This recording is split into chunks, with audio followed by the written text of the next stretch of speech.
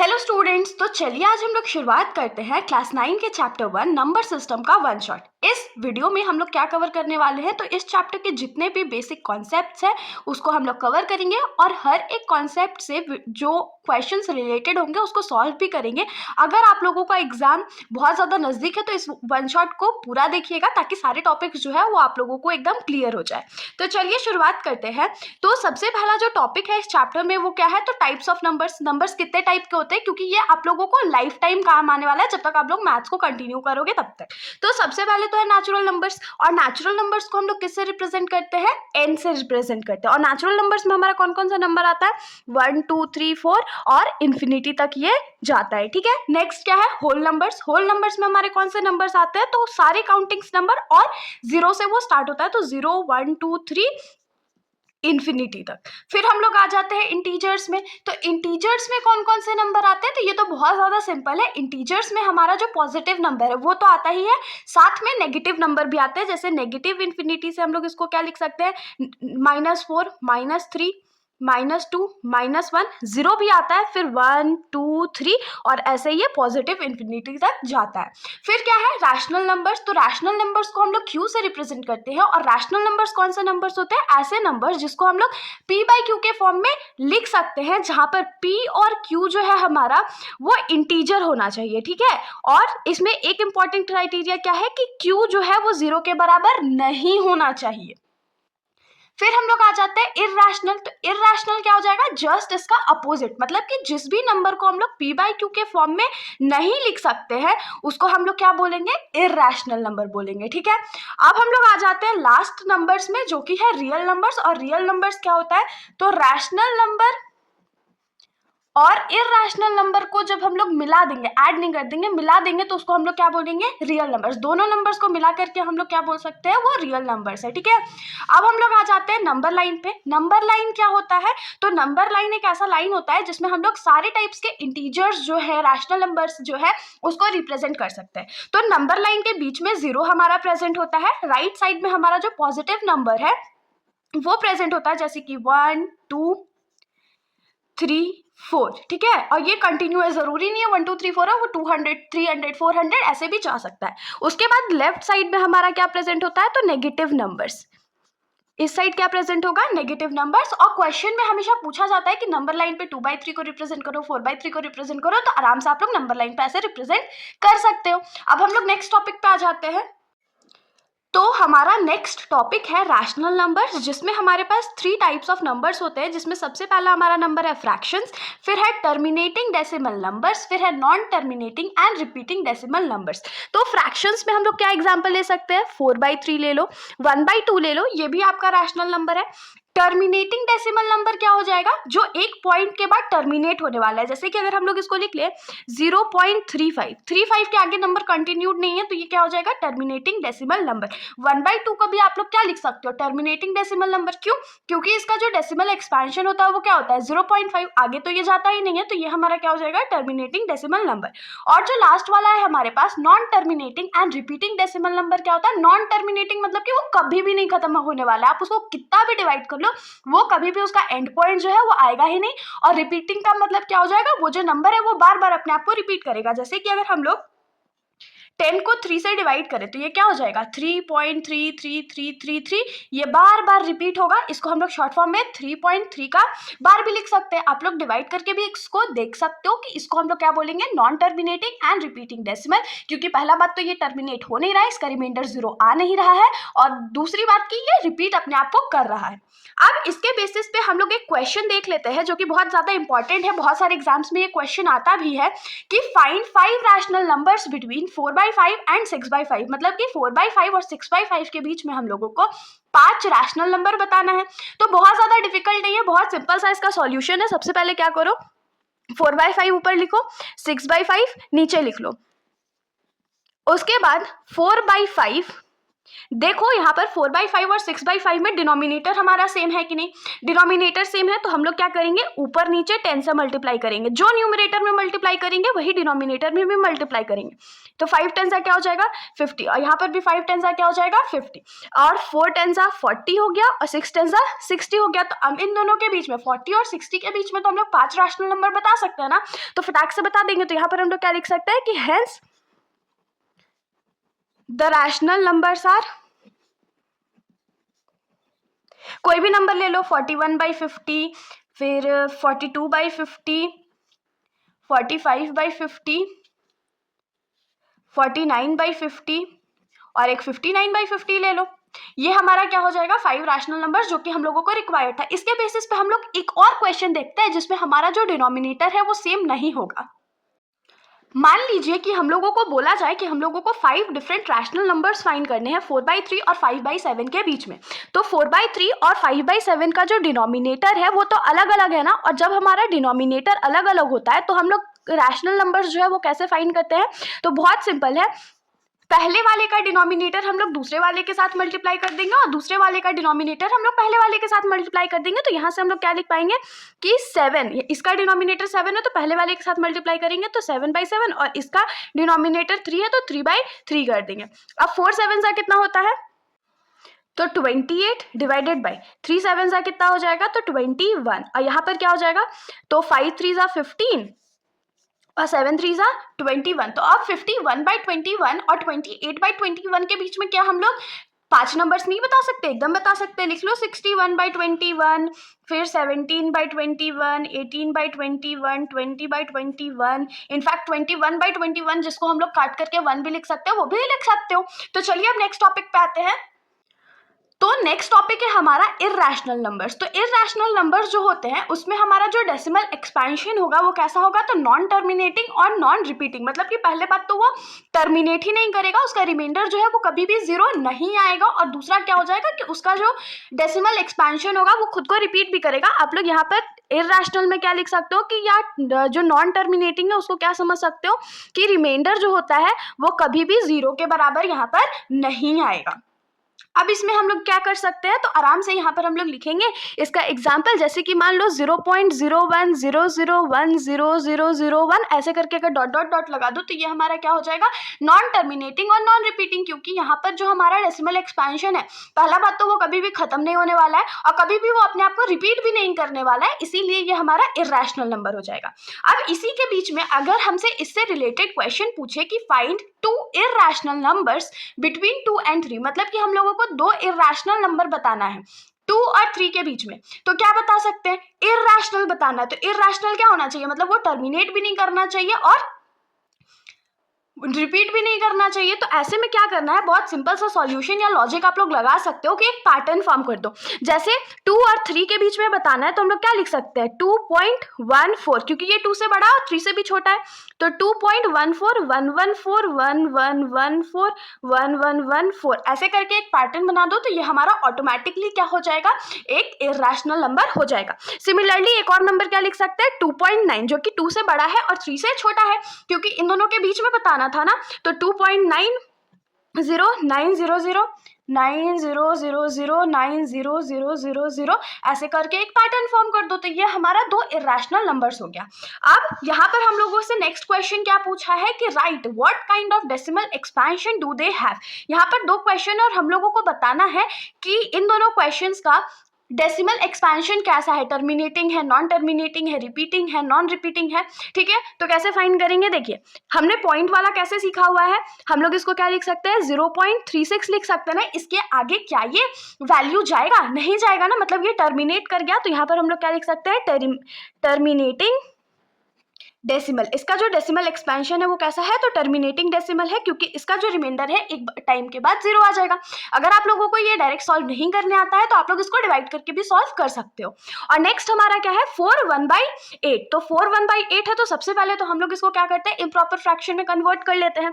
तो 4 8 कितना होता है 32, और 32 + 1 क्या हो जाएगा 33/8। अब अगर हम लोग इसके डिनोमिनेटर को क्या करें तो प्राइम फैक्टराइज करते हैं, तो प्राइम फैक्टराइज करेंगे तो हम लोग इसको क्या लिख सकते हैं, 2 का पावर 3, क्योंकि 2 का पावर 3 तो 8 होता है।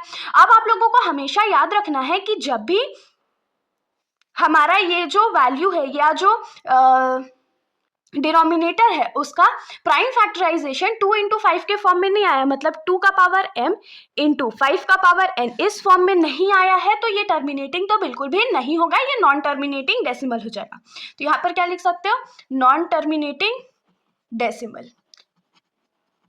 हमेशा याद रखना है कि अगर हमारा डिनोमिनेटर का जो एक्सपेंशन है या जो प्राइम फैक्टराइजेशन है वो 2 का पावर m इंटू 5 का पावर n में आ जाए तो यहाँ पर ये क्या हो जाता है, टर्मिनेटिंग। यहाँ पर भी आप लोग देख सकते हो 100 को हम लोग क्या लिख सकते हैं, 36/100 को हम लोग लिख सकते हैं 2 का पावर 2 इंटू 5 का पावर 2। तो इससे क्या हो जाता है, ये टर्मिनेटिंग, यहाँ पर पेयर बन चुका है इसीलिए टर्मिनेटिंग है। यहाँ पर 5 तो प्रेजेंट ही नहीं है इसीलिए इसका पेयर नहीं बना और ये नॉन टर्मिनेटिंग डेसिमल हो गया। अब हम लोग नेक्स्ट टॉपिक पे चले जाते हैं। तो नेक्स्ट टॉपिक है हमारा रियल नंबर्स। और रियल नंबर्स हम लोग जानते हैं कि जब रैशनल नंबर्स और इरैशनल नंबर्स को हम लोगों को साथ में बोलना होता है तो उसको हम लोग क्या बोलते हैं, रियल नंबर्स बोलते हैं, ठीक है। और रियल नंबर्स क्या होता है हमारा, जिसको हम लोग p/q के फॉर्म में लिख सकते हैं। p और q जो है वहां पर इंटीजर होता है और q जो है वो 0 के बराबर बिल्कुल भी नहीं होता है। आप लोग रैशनल नंबर का जो डेफिनेशन है उसको जरूर याद करके जाइएगा, क्योंकि कभी कभी एग्जाम में इस क्वेश्चन को पूछ लिया जाता है कि what do you mean by rational numbers. तो रैशनल नंबर्स क्या होता है, तो rational numbers are those numbers which can be written in the form of p/q where p and q both are integers and q is not equal to 0। और irrational क्या हो जाएगा, irrational number ऐसा number जिसको हम लोग p/q के form में नहीं लिख सकते उसको हम लोग कैसे क्या बोलेंगे, इरैशनल नंबर। और इरैशनल नंबर का एग्जांपल हम लोग क्या लिख सकते हैं, √2, √3, √5, ये सारा हमारा क्या हो जाएगा, तो इरैशनल नंबर हो जाएगा। अब ऑपरेशंस और रियल नंबर्स क्या होता है, ऑपरेशंस यहाँ पर क्या मतलब है, एडिशन, सब्सट्रैक्शन, मल्टीप्लिकेशन और डिवीजन। तो हम लोग यहाँ पर देख लेते हैं कि रियल नंबर्स पे हम लोग एडिशन कैसे करते हैं। जैसे हमारा पहला जो क्वेश्चन है इसमें क्या है, ऐड 2√2 + 5√3 एंड √2 - √3। तो ऐड ही तो करना है, तो सिंपली क्या करेंगे, जो क्वेश्चन है सबसे पहले तो उसको लिख लेंगे और जहां पर एंड लगा हुआ वहां पर क्या लगा देंगे, ऐड का साइन लगा देंगे, क्योंकि हम लोगों को ऐड करना था। उसके बाद देखिए √2 वाले हमारे पास दो टर्म है, ठीक है। तो इस 2√2 के आगे भी प्लस का साइन है और √2 के आगे भी प्लस का साइन है, तो प्लस प्लस क्या होता है, प्लस होता है। तो 2√2 में एक √2 प्लस कर देंगे तो ये क्या हो जाएगा, 3√2 हो जाएगा, क्योंकि इसके आगे एक 1 था, ठीक है।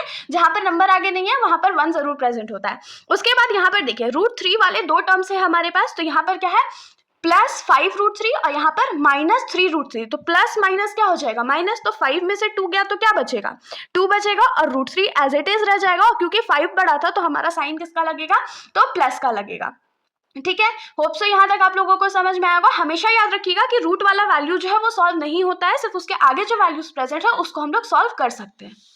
फिर हम लोग आ जाते हैं नेक्स्ट क्वेश्चन पे, जिसमें है सब्ट्रैक्ट 2√2 + 5√3 एंड √2 - 3√3। तो अब आप लोग बोलोगे अरे दीदी एक ही क्वेश्चन को क्या हम लोग दोबारा करेंगे, तो नहीं, दोबारा नहीं करेंगे। यहाँ पर थोड़ा सा लॉजिक क्या है कि जो हमने इससे पहले क्वेश्चन करा था उसमें हमारा क्वेश्चन ऐड में था और यहाँ पर हमारा क्वेश्चन सब्ट्रैक्ट में है, तो थोड़ा सा दोनों में डिफरेंस है।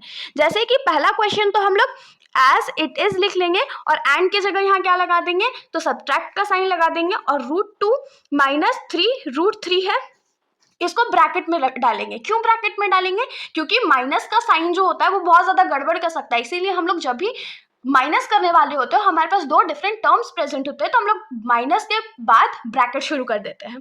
तो अब यहाँ क्या हो जाएगा, 2√2 + 5√3 माइनस प्लस क्या हो जाएगा, -√2 और यहाँ पर माइनस माइनस क्या हो जाएगा, तो +3√3। देखिए यहाँ पर गड़बड़ हो सकता था ना, अगर हम लोग ब्रैकेट नहीं पुट करते तो हमारा जो साइन है वो चेंज नहीं होता, और अगर साइन चेंज नहीं होता तो हमारा जो आंसर है वो बिल्कुल भी गलत आ जाता। तो ये क्या हो जाएगा, हम लोग इसको सॉल्व कर लेते हैं। अब देखिए यहाँ पर √2 वाले दो टर्म्स है, यहाँ पर √2 है, ये दो टर्म्स है √2 वाले, तो 2 के आगे प्लस है, यहाँ पर माइनस है, तो प्लस माइनस क्या होता है, माइनस होता है। और 2√2 में जब √2 चला जाएगा तो हमारे पास क्या बचेगा, √2 बचेगा, क्योंकि 2 हमारा बड़ा था तो प्लस का साइन ही लगेगा। अब प्लस प्लस क्या हो जाएगा, प्लस, और 5 + 3 क्या होता है, 8√3, और यही हमारा आंसर हो गया। अब हम लोग आ जाते हैं मल्टीप्लीकेशन के क्वेश्चन पे। तो मल्टीप्लाई के लिए हमारे पास क्वेश्चन क्या है, 6√5 एंड 2√5। तो यहाँ पर तो हम लोगों को मल्टीप्लाई करना है, तो ये क्या हो जाएगा, 6√5 इंटू 2√5। तो यहाँ पर क्या होगा, जो बाहर वाला नंबर होगा वो बाहर वाले नंबर से मल्टीप्लाई हो जाएगा और जो रूट के अंदर वाला नंबर है वो रूट के अंदर वाले नंबर से मल्टीप्लाई हो जाएगा। जैसे 6 × 2 हो जाएगा और रूट के अंदर हमारा क्या हो जाएगा 5 × 5। तो 6 2 जा कितना होता है 12 होता है और 5 5 जा 25। अब यहाँ पर देखिए 25 जो है वो उसका स्क्वायर रूट जो है वो एग्जिस्ट करता है, इसीलिए हम लोग इसको ब्रैकेट से बाहर ले आएंगे। तो ये क्या हो जाएगा 12 × 5 और 12 5 जा कितना होता है तो 60 होता है। अब इस पे हम लोग कर लेते हैं एक डिवीजन क्वेश्चन। तो जो डिवीजन का क्वेश्चन है वहां पर हमारे पास क्या दिया हुआ है, डिवाइड 8√15 बाई 2√15। तो 8√15 को हम लोगों को डिवाइड करना है 2√3 से। तो यहाँ पर क्या हो जाएगा 8√15 डिवाइडेड बाई 2√3। तो यहाँ पर क्या करेंगे ना, बहुत सिंपल है, 8/2 को रहने देते हैं और इन दोनों का जो रूट है उसको सिमिलर कर देते हैं। तो ये क्या हो जाएगा 15/3। अब 2 के टेबल में 8 जो है वो 4 टाइम्स में कट आउट हो जाएगा, 3 के टेबल में 15 5 टाइम्स में कट आउट हो जाएगा। तो हमारे पास बचा क्या 4√5 और यही हमारा आंसर हो गया। इसका जो मल्टीप्लिकेशन और डिवीजन होता है रियल नंबर्स का वो बहुत ज़्यादा सिंपल होता है और क्वेश्चन में बहुत ज़्यादा पूछा भी जाता है क्वेश्चन पेपर में। अब हम लोग यहाँ पर आ जाते हैं, जो टॉपिक था वो हम लोगों से पीछे रह गया था, जिसमें हम लोग क्या करते हैं किसी भी नंबर को p/q के फॉर्म में रिप्रेजेंट करते हैं। उसका भी एक एग्जाम्पल हम लोग यहाँ पर कवर कर लेते हैं। तो हमारा क्वेश्चन क्या है कि शो दैट 1.272727 जिसको हम लोग क्या लिख सकते हैं 1.27 बार can be expressed in the form p/q where p and q are integers and q is not equal to 0। तो हम लोगों को सिंपली क्या करना है 1.27 बार को p/q के फॉर्म में रिप्रेजेंट करना है। ऐसा क्वेश्चन तो एनसीईआरटी में हम लोगों को ढेर सारा गिवन है, तो एकदम शॉर्टकट मेथड से हम लोग इसको देख लेते हैं। तो यहाँ पर हम लोग क्या लिखेंगे, let x is equals to 1.27 bar. तो सबसे पहले तो हम लोग अज्यूम कर लेते हैं कि x का वैल्यू जो है वो कितना है 1.27 बार है। अब अगर 1.27 बार को हम लोगों को हटाना है, तो क्योंकि 2 डिजिट साथ में है तो हम लोग LHS और RHS में क्या करेंगे 100 मल्टीप्लाई करेंगे। तो यहाँ पर क्या लिखेंगे multiplying 100 both sides. Both side हम लोग क्या कर रहे हैं 100 मल्टीप्लाई कर रहे हैं। तो यहाँ क्या हो जाएगा 100 × x इज इक्वल टू क्या हो जाएगा 100 × 1.27 बार। तो 100 × x क्या हो जाएगा 100x इज इक्वल्स टू 100 × 1.27 क्या हो जाएगा 1 तो इस साइड आ गया जो लेफ्ट साइड में ऑलरेडी प्रेजेंट था और 27 2 0 के बदला एक 27 जो है इस साइड आ जाएगा और 27 ढेर सारा प्रेजेंट था तो वो बार के अंदर रह जाएगा। अब हम लोग क्या करेंगे, इसको इक्वेशन नंबर 1 मानेंगे, इसको नहीं, इसको इक्वेशन नंबर 1 मानेंगे और इसको इक्वेशन नंबर 2 मानेंगे। तो यहाँ हम लोग क्या लिखेंगे subtracting equation 1 from 2। Equation number 1 को हम लोग क्या करेंगे तो 2 से माइनस कर देंगे। तो 2 से जब सब्ट्रैक्ट करेंगे तो ये हमारे पास क्या हो जाएगा 100x माइनस x, क्योंकि LHS जो है वो LHS के साथ सब्ट्रैक्ट हो सकता है और RHS जो है वो RHS के साथ सब्ट्रैक्ट हो सकता है। तो 100x minus x is equal to क्या हो जाएगा 127.27 बार माइनस 1.27 बार। और हमेशा याद रखना है कि इक्वेशन 1 और 2 हम लोग तभी अज्यूम कर सकते हैं जब हमारे पॉइंट के बाद वाला जो डिजिट्स है वो सेम हो। तो 100x में से जब हमारा एक x चला जाएगा तो हमारे पास क्या बचेगा 99x इज इक्वल टू 127.27 में से जब हमारा 1.27 बार चला जाएगा तो क्या बचेगा 127 में से 1 चला गया तो 126 बचेगा और 127 बार में से 127 बार चला गया तो वो तो 0 बच जाएगा। तो 0 लिख करके तो फायदा नहीं है, एक बार मैं आपकी तसल्ली के यहाँ पर दिखा देती हूँ हमने माइनस कैसे करा है 127.27 बार माइनस 1.27 बार, ये दोनों तो पूरा कट करके 0 हो गया। पॉइंट यहाँ पर क्या बच गया 126, तो हमने डायरेक्टली 126 उसको लिख दिया। अब ये जो 99 लेफ्ट साइड में मल्टीप्लाई में है, जब हम लोग उसको राइट साइड भेजेंगे तो वो क्या हो जाएगा डिवाइड में चला जाएगा, तो 126 डिवाइडेड बाय 99 हो जाएगा। अब दोनों नंबर जो है वो 3 से डिविजिबल है तो हम लोग 3 से इसको कट आउट कर देते हैं। तो ये क्या हो जाएगा 3 4 जा 12 और 3 2 जा 6 और ये 33 टाइम्स में चला गया। अब हम लोग यहाँ पर फिर देख सकते हैं कि ये दोनों नंबर जो है वो 3 से डिविजिबल है।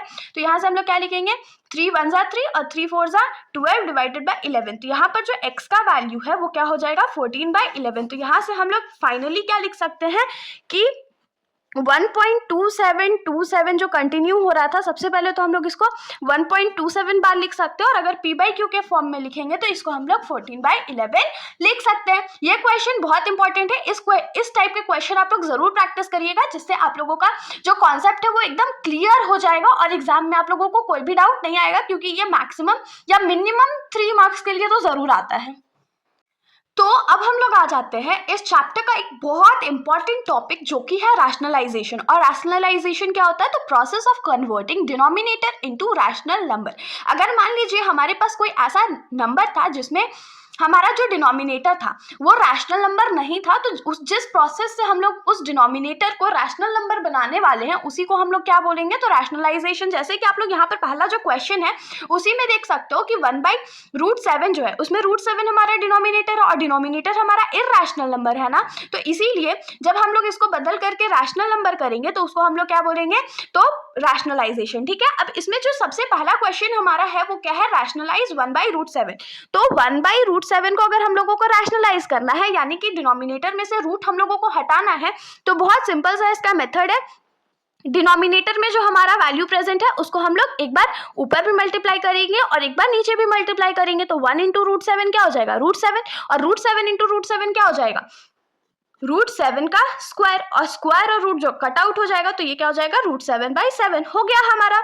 ये रैशनलाइजेशन कंप्लीट। हमने डिनोमिनेटर में से जो रूट था उसको हटा दिया, तो ये इससे क्या हो गया? डिनोमिनेटर हमारा जो था वो रैशनल नंबर बन गया। ठीक है, अब हम लोग आ जाते हैं इसी टॉपिक के एक दूसरे क्वेश्चन पे जिसमें हम लोगों को दिया हुआ है रैशनलाइज 1/√5 + √2। मतलब कि अगर हमारे पास दो टर्म्स वाले यहाँ पर रैशनलाइजेशन आएगा तो हम लोग उसको कैसे करेंगे? इसका भी मेथड बहुत ज़्यादा सिंपल है, दिमाग में बैठाना पड़ेगा आप लोगों को। इसमें क्या है? सबसे पहले तो एज इट इज उसको लिख दो, उसके बाद मल्टीप्लाई का साइन लगाओ और ध्यान में रखो कि यहाँ पर अगर हमारा माइनस का साइन प्रेजेंट है तो हम लोग उसको प्लस करके करेंगे, और यहाँ पर प्लस का साइन प्रेजेंट है तो माइनस कर देंगे।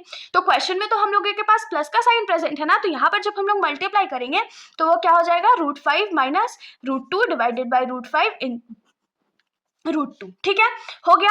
अब क्या करेंगे? तो न्यूमरेटर के साथ न्यूमरेटर को मल्टीप्लाई करेंगे और डिनोमिनेटर के साथ डिनोमिनेटर को मल्टीप्लाई करेंगे, तो यहाँ पर क्या हो जाएगा?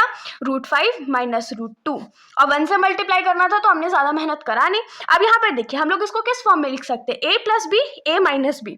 तो अगर हमारा कहीं पर फॉर्मूला होता है a + b × a - b, तो उसको हम लोग क्या लिख सकते हैं? a² - b²। हमारा ये बेसिक आइडेंटिटी है ना, तो यहाँ से क्या हो जाएगा?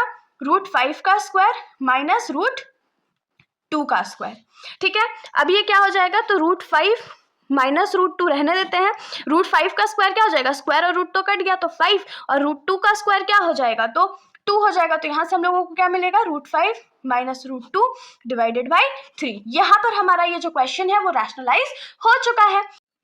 तो दूसरे क्वेश्चंस को करने से पहले हम लोगों को रैशनलाइजेशन से रिलेटेड कुछ बेसिक आइडेंटिटीज को पढ़ लेना बहुत ज़्यादा ज़रूरी है। जैसे कि यहाँ पर सबसे पहले हमारा क्या है? √a + √b × √a - √b है, तो इसको हमने कैसे कर सकते हैं सॉल्व? √a का स्क्वायर करेंगे -√b का स्क्वायर करेंगे। अभी जस्ट इससे पहले वाले क्वेश्चन में मैंने बताया था कि a का स्क्वायर - b का स्क्वायर का फॉर्मूला क्या होता है? a + b, a - b। तो यहाँ पर √a का स्क्वायर -√b का स्क्वायर हो जाएगा, तो यहाँ पर स्क्वायर और रूट कट गया तो a बचा, यहाँ पर भी स्क्वायर और रूट कट गया तो क्या बचा?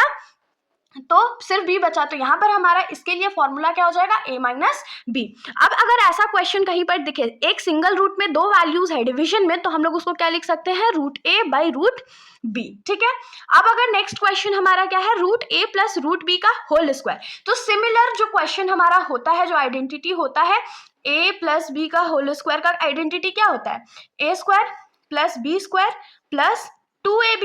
तो सेम चीज हम लोग इसके साथ भी करने वाले हैं, a² + b² + 2ab। ठीक है, अब थोड़ा सा इसको सिंप्लीफाई कर लेते हैं, तो √a का स्क्वायर क्या हो जाएगा? a² नहीं, a हो जाएगा क्योंकि स्क्वायर और रूट कट चुका है, यहाँ पर भी स्क्वायर और रूट कट चुका है, +2। इसको हम लोग क्या लिख सकते हैं? √ab। दोनों रूट का जो वैल्यूज था वो एक साथ मल्टीप्लाई हो गया तो वो √ab हो गया। ठीक है, ये तीनों आइडेंटिटीज दिमाग में बैठा लीजिएगा, कॉपी में भी लिख लीजिएगा क्योंकि बहुत ज्यादा इंपॉर्टेंट है। अब हम लोग आ जाते हैं इससे रिलेटेड क्वेश्चन पे जो कि है सिंप्लीफाई। तो जब सिंप्लीफिकेशन का बात आता है तो सिंपली क्या करते हैं? सबसे पहले देखते हैं कि दोनों ब्रैकेट में जो हमारा नंबर्स है, जो वैल्यूज है, जो टर्म्स है, वो एक जैसे हैं कि अलग अलग है। तो यहाँ पर हम लोग देख सकते हैं कि जो वैल्यूज है हमारा अलग अलग है। तो हम लोग क्या करेंगे? इस वाले टर्म के साथ पहले पूरे ब्रैकेट को मल्टीप्लाई करेंगे, फिर दूसरे वाले टर्म के साथ पूरे ब्रैकेट को मल्टीप्लाई करेंगे। तो ये क्या हो जाएगा?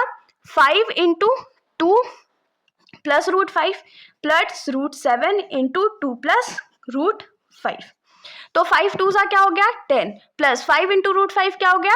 5√5 प्लस √7 इंटू 2 क्या हो जाएगा 2√7 प्लस √7 इंटू √5 क्या हो जाएगा, तो रूट वाला के जो अंदर वैल्यूज होता है उसको मल्टीप्लाई कर देते हैं, तो 7 5 35 हो जाएगा। ठीक है, अब यहाँ पर कोई भी ऐसा डिजिट नहीं है या कोई भी ऐसा टर्म नहीं है जिसको हम लोग फर्दर सॉल्व कर सकते हैं, इसीलिए यही हमारा आंसर हो जाएगा। अब हम लोग सिंप्लीफिकेशन का ही दूसरा क्वेश्चन देख लेते हैं, जिसमें हमारा क्वेश्चन है √5 प्लस √3 का होल स्क्वायर। तो इसको जैसे हमने अभी फॉर्मूला में क्या सीखा था, a plus b whole square का फॉर्मूला क्या होता है, a square plus b square plus 2ab। तो सेम चीज यहाँ पर भी हम लोग करने वाले हैं, क्या करेंगे, a square plus b square plus 2 into a into b. तो यहाँ पर स्क्वायर और रूट कट गया तो 5 प्लस स्क्वायर और रूट कट गया 2 प्लस 2 रहेगा हमारा बाहर, और √5 इंटू √10 √2 क्या हो जाएगा, तो √10 कैसे ये हुआ, तो यहाँ पर देख लीजिए दोनों का रूट हमने कॉमन कर लिया और 5 इंटू 2 कर दिया, तो 5 2 कितना होता है 10 होता है। अब यहाँ पर क्या हो जाएगा 5 प्लस 2 कितना होता है 7 होता है, प्लस 2 √10। इसको हम लोग आगे सॉल्व नहीं कर सकते हैं, इसीलिए ये हमारा आंसर हो गया। अब हम लोग एकदम नेक्स्ट टॉपिक पे चलते हैं, जो कि इस चैप्टर का लास्ट टॉपिक है, लॉज ऑफ एक्सपोनेंट्स। तो लॉज ऑफ एक्सपोनेंट्स के अंदर कुछ बेसिक आइडेंटिटीज है जो हम लोग देख लेते हैं, उसके बाद हम लोग इससे रिलेटेड सारे क्वेश्चंस को सॉल्व करेंगे। तो सबसे पहला इसमें क्या है, a का पावर m डॉट का मतलब यहाँ पर क्या है इनटू a का पावर n। तो यहाँ पर जो बेस है हमारा वो कॉमन है, तो जो हमारा एक्सपोनेंट है उसको हम लोग ऐड कर देंगे। जब हमारा बेस सेम होता है और एक्सपोनेंट हमारे अलग अलग होते हैं और दोनों मल्टीप्लाई में होते हैं, तो हम लोग एक्सपोनेंट को ऐड कर देते हैं बेस को कॉमन लेकर के। यहाँ पर बेस हमारा कॉमन है, डिवीजन में एक्सपोनेंट अलग अलग है, तो यहाँ पर क्या हो जाएगा a का पावर m माइनस n। ठीक है, फिर यहाँ पर देखिए a का power n whole power n है, तो यहाँ से हम लोग क्या लिख सकते हैं, a का पावर mn, मतलब कि m और n जो एक्सपोनेंट्स है उसको मल्टीप्लाई कर देंगे।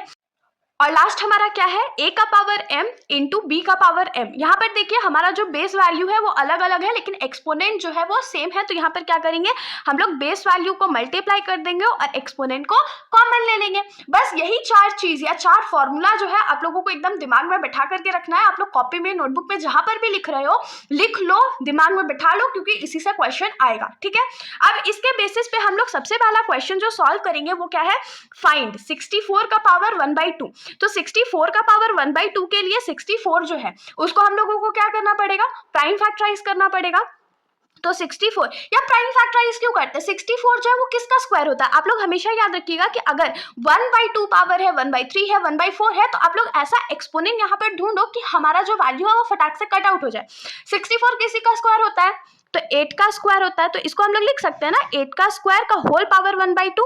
तो ये 2 और ये 2 कट आउट हो जाएगा, क्योंकि ये न्यूमरेटर में था, ये डिनोमिनेटर में था। तो यहाँ पर से हमारे पास क्या बचा, 8 का पावर 1, और 8 का पावर 1 क्या होता है, 8 होता है। ये हमारा आंसर हो गया, बहुत सिंपल था ना। नेक्स्ट क्या है, 9 का पावर 3/2। तो 9 का पावर 3/2 है, तो हम लोग इसको क्या लिख सकते हैं, यहाँ पर से 2 मैच कराना है, तो 9 किसी का स्क्वायर होता है क्या, हाँ होता है ना, किसका, 3 का। तो 3 का स्क्वायर इंटू 3/2, तो 2 और 2 कट हो गया, तो यहाँ पर हमारे पास क्या बचा, 3 का पावर 3, और 3 का पावर 3 क्या होता है, 3 3 जा 9 और 9 3 जा 27।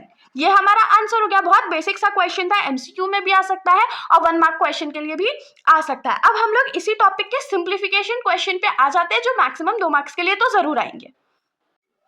तो यहाँ पर हमारा क्वेश्चन क्या है, सिंप्लीफाई 2 का पावर 2/3 इंटू 2 का पावर 1/5। यहाँ पर मैंने अभी आप लोगों को एक फॉर्मूला बताया था ना कि जब हमारा बेस सेम होता है और पावर अलग अलग होता है, तो हम लोग बेस को कॉमन ले लेते हैं और पावर को ऐड कर देते हैं। तो सेम चीज, यही फॉर्मूला हम लोग यहाँ पर अप्लाई करने वाले हैं। यहाँ पर देखिए हमारा बेस जो है वो 2 है, तो 2 को हम लोग कॉमन ले लेंगे और पावर को क्या करेंगे, तो ऐड कर लेंगे। तो पावर को ऐड करते हैं, 2/3 प्लस 1/5। होप सो आप लोग सबको आता होगा करने के लिए। क्या करेंगे, एकदम शॉर्टकट मेथड से करेंगे, 3 5 डिनोमिनेटर को मल्टीप्लाई कर लेते हैं, तो 3 5 15 हो गया, 5 2 10 हो गया, प्लस 3 1 3 हो गया, तो ये क्या हो गया 13/15। तो हम लोग इसको क्या लिख सकते हैं, 2 का पावर 13/15। ये फर्दर सॉल्व नहीं हो सकता है, इसीलिए ये हमारा आंसर हो गया। नेक्स्ट क्वेश्चन हमारा क्या है, 1/3 का क्यूब होल पावर 7। तो इसको हम लोग कैसे सॉल्व करेंगे, जो 7 है उसको अंदर ले आएंगे, क्योंकि ये होल का पावर 7 है, तो मतलब कि 1 का पावर भी 7 है और 3 का पावर भी 7 है। तो यहाँ से क्या लिख सकते हो, 3 का पावर ऑलरेडी 3 था और ये 7 जो है वो यहाँ पर मल्टीप्लाई में आ जाएगा, तो 1 का पावर 7 क्या होगा, 1 होगा, और 3 का पावर 3 इंटू 7 क्या हो जाएगा, तो 3 7 जा कितना होता है 21। तो इसको हम लोग क्या लिख सकते हैं, 1/3 का पावर 21 भी लिख सकते हो, नहीं तो अगर आप लोग चाहो तो इसको क्या लिख सकते हो, 3 का पावर -21। हमने क्या किया, जस्ट इसको रेसिप्रोकल करा, और जब हम लोग एक्सपोनेंट के साथ रेसिप्रोकल करते हैं तो वो नेगेटिव का साइन पहले लग जाता है, ठीक है। अब जो इसके बेसिस पे हम लोग लास्ट क्वेश्चन सॉल्व कर रहे हैं उसमें हमारा देखिए, हमारा जो बेस है वो सेम है लेकिन डिवीजन में पावर अलग अलग है और बेस सेम है। तो हमने अभी एक फॉर्मूला पढ़ा था ना जिसमें हमारा अगर बेस सेम हो और डिवीजन में हो तो उसमें हम लोग क्या करते हैं, बेस को कॉमन लेकर के पावर को माइनस कर देते हैं। तो सेम चीज हम लोग यहाँ पर भी करने वाले हैं, बेस को कॉमन लेकर के पावर को माइनस कर देंगे। तो 1/2 -1/4 करते हैं, सेम चीज करेंगे। 2 4 ज़ा 8, 4 1 ज़ा 4, 2 1 ज़ा 2, तो 4 में से 2 जाएगा तो हमारे पास कितना बचेगा, 2 बचेगा और 8, और इसको कट कर लेंगे, सिंप्लीफाई करेंगे तो क्या हो जाएगा 1/4। तो यहाँ से हम लोग क्या लिख सकते हैं, हमारा आंसर क्या हो जाएगा 11 का होल पावर 1/4। और इसके साथ हमारा ये जो चैप्टर का वन शॉट है यहीं पर खत्म हो जाता है। होप सो आप लोगों को एग्जाम में ये बहुत ज़्यादा काम आए, आकर के थैंक यू ज़रूर बोलिएगा। तब तक के लिए वीडियो अच्छी लगी तो वीडियो को लाइक करिएगा और मेरे चैनल को बिना सब्सक्राइब करे कहीं भी मत जाइएगा। Thank you.